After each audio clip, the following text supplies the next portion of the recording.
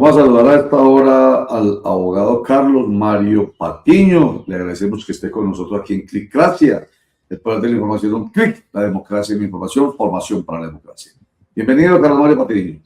Buenos días, Roger. Muchas gracias por la invitación y feliz año. Sí, señor, todavía podemos agradecer que nos deseen que este sea un muy feliz año, próspero, que lo que uno ofrece o propone o pide para el otro, que sea próspero, que sea exitoso, que haya salud, que haya dinero, que haya amor. Y para los que van a participar en las diferentes elecciones y consultas, mucho éxito. Ese es el mejor regalo con el pensamiento de los otros. Cuando dicen feliz año 2026, para ellos eso. Sin embargo, cuando las encuestas empiezan a sonar y hemos visto dos, digamos, recientes encuestas y un sondeo de opinión. El año pasado terminamos nosotros con mucha referencia en torno a la encuesta de Inbamer para los medios de comunicación Caracol Noticias y Blue Radio. Terminamos, no hubo más encuestas después de que se levantó la ley Mordaza. Bueno, algunos dicen que no está de todas maneras, de todo levantada, pero ya se permite en todo caso que se hable de resultados de encuestas. Y ahora apareció la GAT3 para RCN, pero además un sondeo de opinión que es de Datexco. Y en este sondeo de opinión, entre otras, se dice que la gente está mamada de la polarización, que la gente en un 42%, de acuerdo con lo que dice el sondeo de opinión, vuelvo y digo, de Datexco, que el 42% es más de centro, de más de tendencia de centro, que hay un 22% más de tendencia de izquierda y un 28% más de tendencia de derecha, pero que es el ruido, el escándalo, la pelea, la polarización propia de estos dos extremos, izquierda y derecha, la que pone a pensar al país que realmente ahí es donde está el mayor número de personas, pero vuelvo a digo, Datexco plantea que un 42%. ¿Usted como que no cree mucho en eso, Carlos Mario? No es que no crea mucho en eso, sino que me parece que si a uno le preguntan en una encuesta si está en desacuerdo con la polarización, va a decir que sí. Es un fenómeno estadístico, digamos, muy difícil de determinar, entre otras cosas porque ha habido muy mala propaganda de la polarización, que era lo que te decía ayer. Porque mira, en la encuesta dice que no les gusta la polarización, pero la mayoría votan por el Pacto Histórico y por el Centro Democrático, que son, digamos, las esquinas del espectro político. Yo realmente creo que el problema es que en Colombia ha habido mucha política institucional promoviendo lo que se llama el consensualismo, es decir, en que la disputa de los partidos no signifique casi nada. Incluso se decía este señor que era el director de paz de Uribe, el que está hoy prófugo de la justicia, ¿cómo es que se llama? El Restrepo. Que Gaitán había acabado con años de consensualismo en política. Es decir, eventos como el del Frente Nacional, eventos como el gobierno de Carlos R. Restrepo, ¿cierto? El mismo Santos, digamos, son figuras muy consensualistas, es decir, y cuando la política es consensualista no significa nada, Roger, y es, digamos, el asunto es que yo no creo que la polarización sea un fenómeno político indeseable. De hecho, considero que está bien, porque por polarización entendemos que las posturas políticas asumen una posición radical frente a otro tema. Y mire que hoy la polarización está un poco sacando o un poco volviendo insignificantes expresiones políticas como el liberalismo, como el Partido Conservador, como el centro, pero es porque la gente está, digamos, a la gente le importa la política.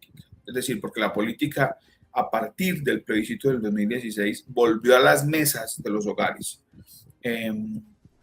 Y yo creo que eso es muy valioso, ¿cierto? Aquí se nos había dicho que no se podía hablar de política porque nos matábamos y creo que es importante que hablemos de política, que nos enemistemos, que nos digamos cosas difíciles y no nos matemos. Creo que es lo que es la sociedad que hay que construir. Entonces, lo primero es, si a usted le preguntan en una encuesta por un asunto que todo el mundo considera que es malo, pues la gente va a decir que no le gusta. Pero creo que ha habido es una pedagogía de los consensualistas, es decir, de los que no significan nada. Hoy, mira, hoy hay candidato al Senado en el Partido Liberal, que se supone defiende las libertades, que sostienen que hay un diseño original de la familia y que hay que cuidar ese diseño original, como el señor de Sabaneta. Entonces, cuando la política no significa nada, entonces las maquinarias políticas y un poco como ese imperio de la estupidez de hacer política sin decir nada, triunfa. Entonces, yo creo que es lo que yo quería problematizar. Y es que no es que la gente no esté mamada de la polarización, es que se ha hecho una mala reflexión, un mal concepto de lo que significa la polarización. Y desde el punto de vista estadístico, cuando a usted le preguntan eso, es una pregunta bastante sesgada. Es decir, si usted mañana hace una consulta de una encuesta y le dice qué piensa del cáncer, pues la gente va a decir que el cáncer es malo. Ya, Le han dicho pero, Mario, pero a ver, entonces queda claro que no es la polarización, o sea, la existencia de polos, porque polarización viene de polos, y hay un polo norte y hay un polo sur, y hay un polo a la derecha y otro polo a la izquierda. O sea, en política hay polos que tienen que ver con una concepción política e ideológica. El péndulo político e ideológico que mostramos aquí nosotros permanentemente, que va de izquierda a derecha. Por supuesto que yo creo que por ahí tenemos el pendulito, José, para que lo retomemos y nos demos cuenta que ahí va, miren, el péndulo político ideológico va de un polo hasta el otro polo y pasa por el centro, por la centro-derecha, por el centro, por la centro-izquierda, llega a la izquierda, de pronto en algunas circunstancias va hasta una extrema más izquierda y vuelve y va a la derecha y en circunstancias especiales hoy incluso va hasta muy a la derecha, si hablamos por ejemplo de un candidato a la presidencia de la República como Abelardo de la Espriella. Pero entonces no se trata de los polos, Carlos Mario, sino de la acepción que se le ha entregado a la palabra polarización, que no es la carga de puntos de vista políticos e ideológicos contrarios, respetables, tolerables, o sea, mejor dicho, objetos de principios y de valores como el respeto y la tolerancia, que no pasa, ahí es cuando la acepción cambia por polarización igual a violencia, violencia verbal, violencia que puede ser física, intolerancia, odio, injuria, calumnia, mentira, desinformación, polarización, lo que estoy precisamente definiendo. Ese tipo de cosas son las que no gustan. Incluso usted y José Obdulio Gaviria se pueden sentar junticos para que hagan comer la vida, porque los dos piensan igualito respecto de este tema. Y yo me les pongo enfrente a los dos, a Carlos Mario Patiño y a José Obdulio Gaviria, y les digo, señores, es que el problema no son los polos y tampoco es la necesidad del consensualismo, porque tiene que haber pensamiento diferente, sino que lo que hay que evitar es que haya tanta violencia, Carlos Mario. A eso es que nos referimos y no me diga que la gente sí no está mamada de esa violencia. Creo que yo creo que ese es el sesgo y es que si la sociedad no es capaz de asumir el conflicto sin violencia, la forma de resolver eso no es negar el conflicto, ni promover un escenario de discusión política en el que no haya conflicto. Es decir, hace poco leía yo a Stanislao Zuleta en un texto sobre la paz, y Stanislao Zuleta decía, es que el problema de esta sociedad es que la gente piensa que una sociedad en paz es una sociedad en la que no existe el conflicto, en la que no hay debate, en la que no hay posturas diferentes y en la que no hay enemistades. Y eso es radicalmente falso. Creo que el problema precisamente radica en que por creer que una sociedad pacífica es la sociedad en la que no hay conflictos, es que nosotros creemos que la polarización significa todas esas cosas que usted está diciendo. Pero mire, voy a poner un ejemplo. Los eventos más grandes de consensualismo político en Colombia han sido, por ejemplo, el Frente Nacional. Es decir, había una total ausencia de polarización. El Partido Liberal y el Partido Conservador dejaron de significar lo que significaban y eran todos políticos del mismo carácter y se repartían los puestos y confundieron la participación política en participación burocrática. Y en ese momento, digamos, ese periodo es uno de los periodos más violentos en términos de insurgencias, en términos de violencia política. Entonces creo que ahí lo que hay es un sesgo y una confusión. Polarización no significa violencia. Aquí se ha querido decir que polarización significa violencia porque hay señores y hay políticos a los que les interesa que la política no signifique nada, que la política sea un escenario para no solucionar problemas y que la política sea un escenario carente de conflicto. Y eso es absolutamente imposible. La política es un escenario para el conflicto. De hecho, eso significa en un Estado liberal el escenario político, es decir, vamos a tercerizar el conflicto, vamos a dejar de matarnos y vamos a convertirlo en un escenario de discusión. Y en los escenarios de discusión, las cosas a veces se ponen difíciles, ¿cierto? Y yo creo que uno tiene que poder decir las cosas lo suficientemente fuertes. Lamentablemente, no tenemos una formación ciudadana para el conflicto, ¿cierto? Creo que una formación ciudadana para la paz implicaría una formación ciudadana para el conflicto, Roger, que yo sea capaz de decirte que lo que piensas, que no estoy de acuerdo con lo que piensas, que hay unos problemas en lo que piensas y que tú no pienses que eso es un problema mío contra ti, o sea, que no es un asunto personal. Es una sociedad que no está formada para el conflicto y como no está formada para el conflicto es una sociedad incapaz de la paz. Y eso lo venimos discutiendo incluso desde 2016.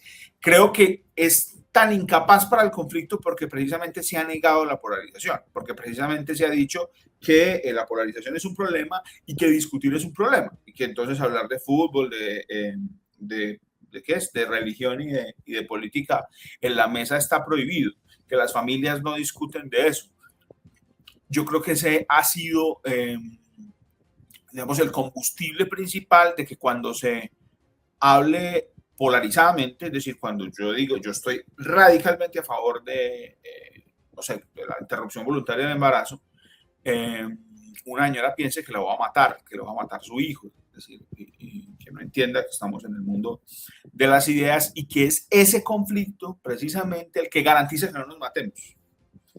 ¿Cierto? Cuando nos ponemos sensibles sobre el conflicto, cuando nos ponemos sensibles de que no se puede decir nada, cuando no debatimos con reglas, cuando todos los debates son debates ad hominem, entonces yo me refiero más a la gente y tal, entonces hay unas sensibilidades que impiden el conflicto y que se convierte en una violencia ramplona. Es que, mira, Roger, yo he dicho aquí que yo soy un promotor, eso suena muy vanidoso, pues yo soy un promotor de que la política se haga con inteligencia.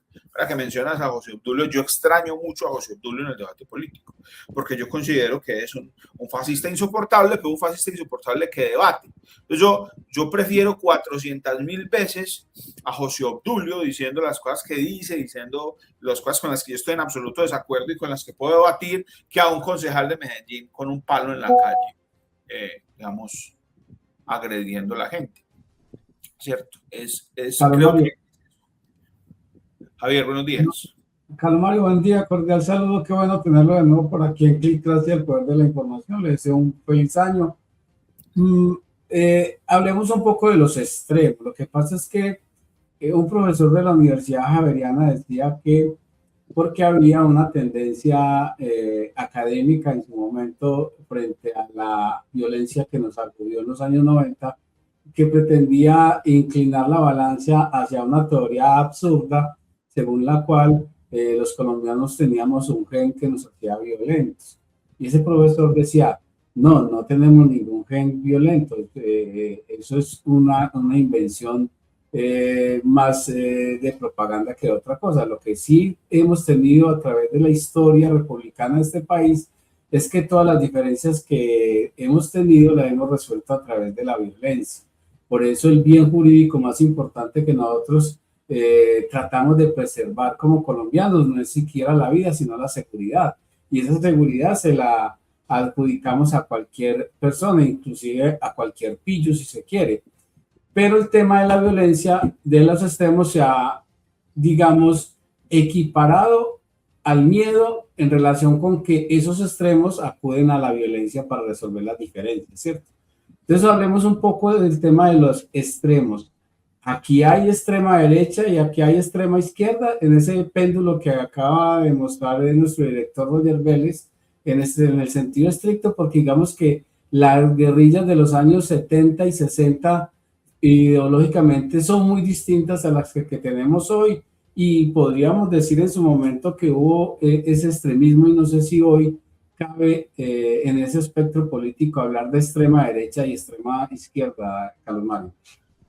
Pues ve, yo qué considero al respecto. Lo que pasa es que cuando usted tiene una posición ideológica que no admite discusión, que no admite conflicto, usted lo que es no es un radical, sino un dogmático. Entonces, cuando es un dogmático es, digamos, no, en principio no habría nadie más pacifista que un dogmático, porque en el mundo, pues, o más consensualista que un dogmático, porque un dogmático piensa que no existe otra visión de la realidad posible. Desde luego hoy o siempre han existido personas dogmáticas, es decir, que creen que solo lo que ellos piensan sobre el mundo es válido, y esos son los violentos. Yo creo que el miedo a los extremos o la negación de los extremos no puede ser, digamos, un contrario a que no haya posición política. No sé si me hago entender. Es decir, aquí se ha dicho que los extremos son peligrosos.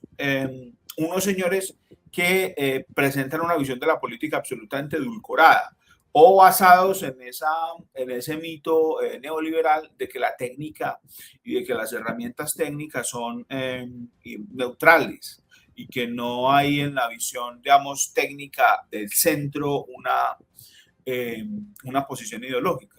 Entonces creo que es importante determinar que hay una diferencia sustancial entre lo que significa la dogmática, que la dogmática es solo, digamos, una expresión de ignorancia y de incapacidad intelectual. Por eso yo reivindico la inteligencia en política. Es decir, ¿qué es un dogmático? Un dogmático es la persona que no tiene la capacidad intelectual, que no la ha querido tener para entender que el mundo como lo ve puede ser visto por otros de otra forma.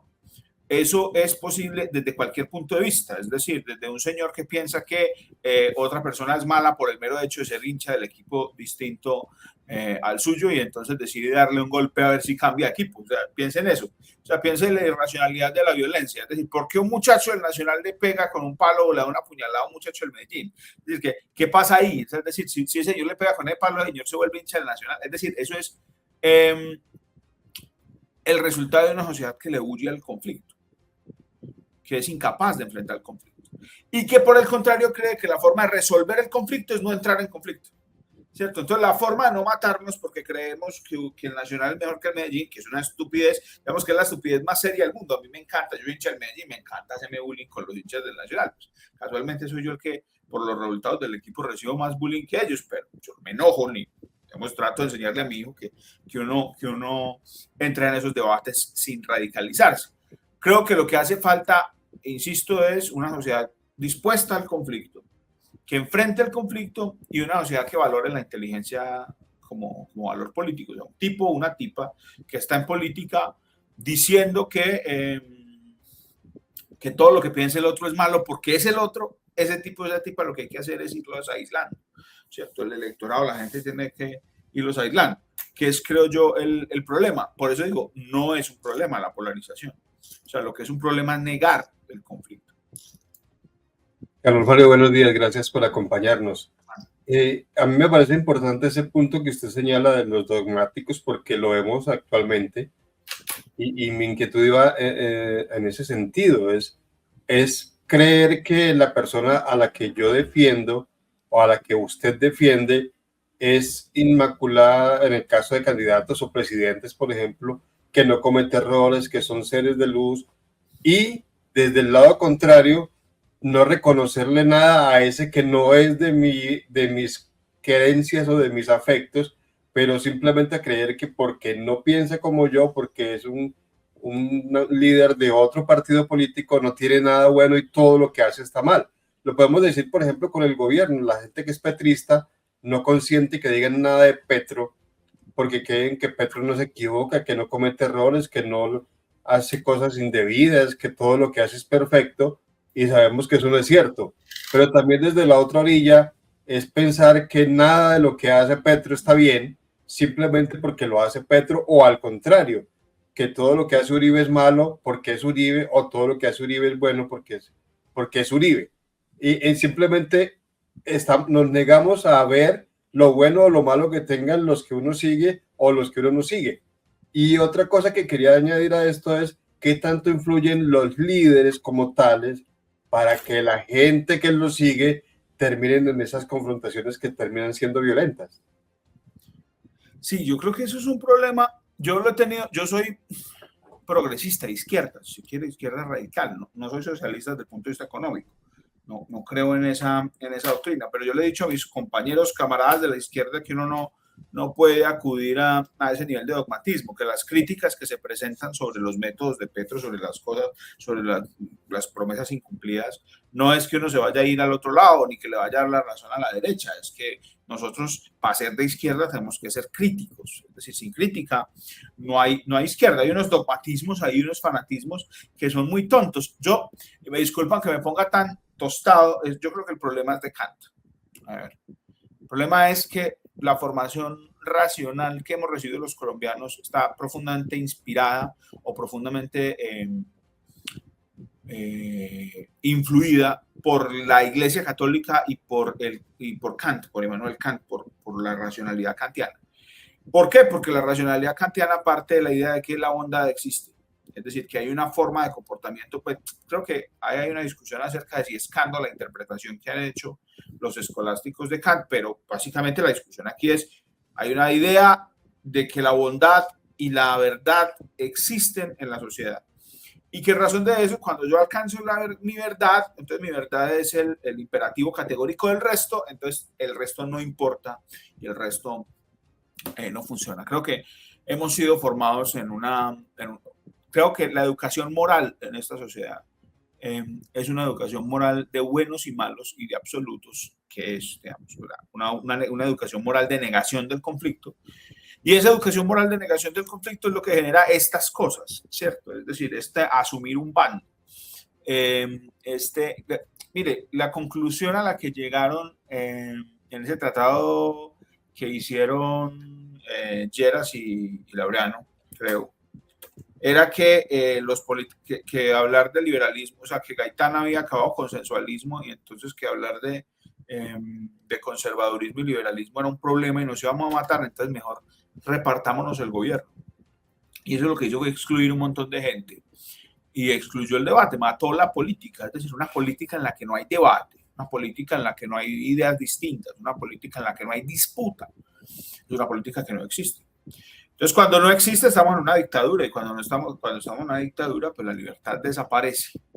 Y creo que esa es, digamos, mi llamado de atención, es decir, el llamado de atención sobre, estamos mamados de la polarización, que la polarización no es mala para la sociedad, creo que es una renuncia a la libertad, es decir, o la búsqueda de un estado de cosas en las que la libertad tenga muchos límites. Es mi preocupación, desde luego es una preocupación filosófica.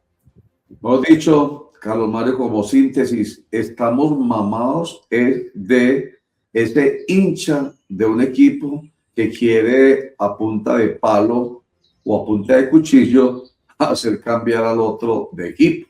Estamos mamados de la cantidad de bárbaros que existe en un extremo y en el otro extremo, que deben existir los extremos, no los bárbaros, que odian al otro porque es del otro extremo, que odian al otro porque es del otro extremo.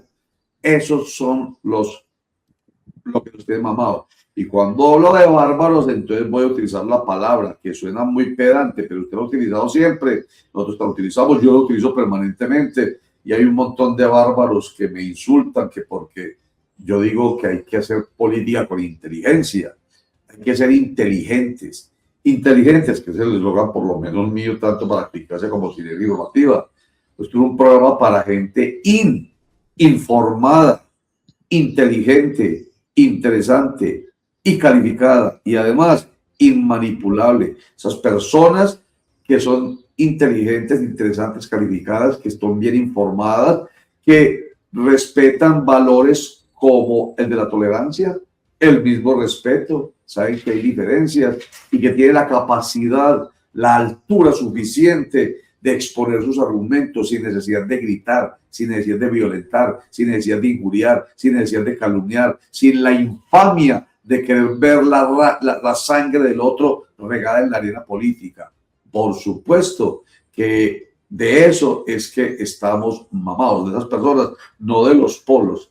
Por eso es tan importante el comentario que usted hizo ahorita, y yo quisiera que me lo repitiera, y lo quiero ver en pantalla usted solito. Lo que pasa es que se me apareció cuando usted le estaba diciendo, Javier, y entonces yo dije, este pedazo es de los que este segmento es de los que yo saco y está apto para redes. Cuando usted dice que anhela a alguien, no obstante estar al otro extremo del péndulo político-ideológico, como José Obdulio Gaviria, por la capacidad del discurso, a diferencia de un palo, yo quisiera que usted terminara, por lo menos este momento, porque Javier le va a hacer otra pregunta enseguida, ese comentario nuevamente, porque eso habla distinto. Polarización sí, pero bárbaros no.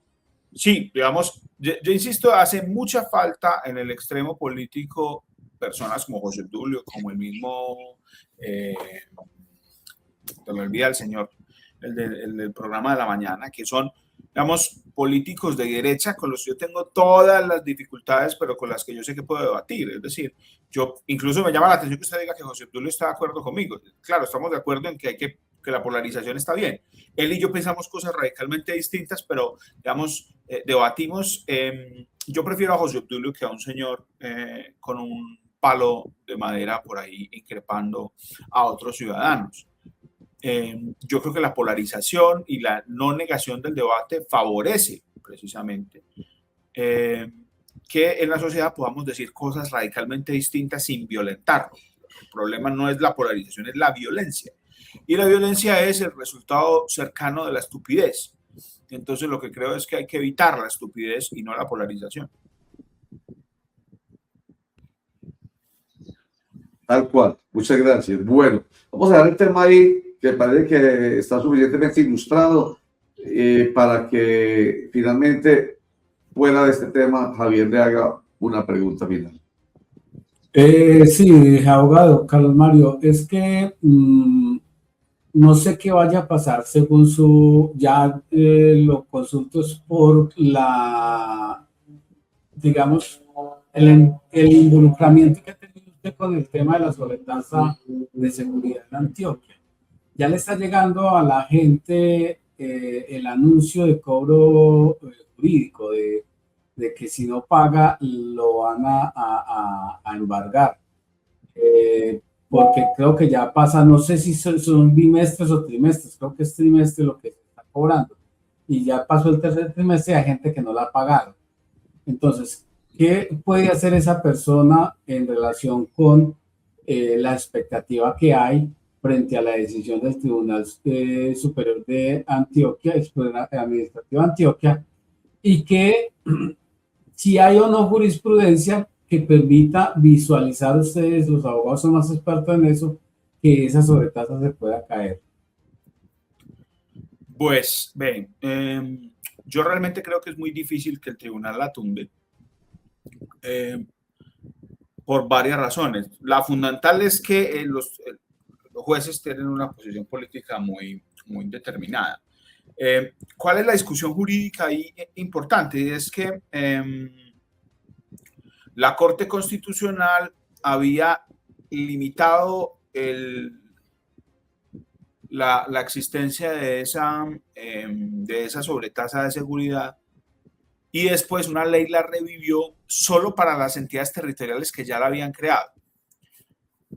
Y una sentencia de la Corte la revive para el resto de entidades territoriales. Entonces ahí yo creo que hay un debate sobre ese asunto. ¿Cuál es el problema legal ahí? Yo creo que hay un problema técnico en la construcción de la tasa. ¿Cuál es el problema técnico en la construcción de la tasa? Y es que dice, lo voy a hacer muy técnico y trato de explicarlo. Dice la norma que es el suscriptor del servicio público el que paga la tasa, ¿cierto? El suscriptor del servicio público de electricidad el que paga la tasa. Pero resulta que por lo general el suscriptor no es o a veces hay eventos en el que el suscriptor no es el que genera el hecho generador. Es decir, ¿quién es el suscriptor? El que firma el contrato con EPM. ¿Cierto? Y el usuario es el sujeto de derechos en servicios públicos que utiliza la electricidad. En el caso, por ejemplo, de un arrendamiento, usted es usuario, pero no suscriptor.